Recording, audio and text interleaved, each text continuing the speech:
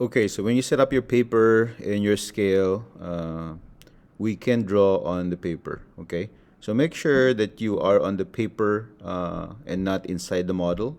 How you can tell is that if you cannot, if your mouse turns into an arrow whenever you go outside the paper, that means that you are not using paper.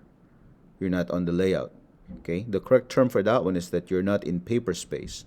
You are still in the model space. So to go to paper space, drag out until your mouse becomes an arrow, and then double click. And then now you have a crosshair whenever you go. So when you have a crosshair outside the paper in the gray area, that means you are in the paper. Now in the paper, you can do a lot of things. Okay, you can write your name just like you normally will do on the model space, text, and then you can write your name here. And then because this is now the paper, you can actually type in the real size of that you want.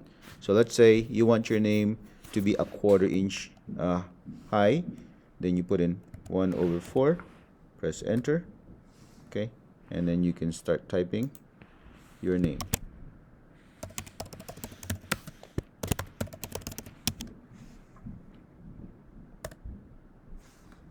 And then simply check, and then you're going to see your name here, but this 1/4 inch high is going to be, I think, in millimeters, so you're only doing it in millimeters. So when you talk about millimeters, it's a different units than inches. So if we are to look at, for example, here, millimeters versus inches, and if we try to look at an image of millimeters and inches, okay, you're going to see here the difference between a millimeter. Okay, so this one here, this is 1 centimeter, which is 10 millimeters, and this is your inch.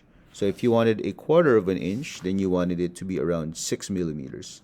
So you can go back to your AutoCAD, and once you have your name to be very, very tiny, then you go and make sure you click on property, property, while the text is selected, and then you can change the height here to indicate a 6. Press enter, okay, and then that is a 1/4 inch, equivalent to very, very roughly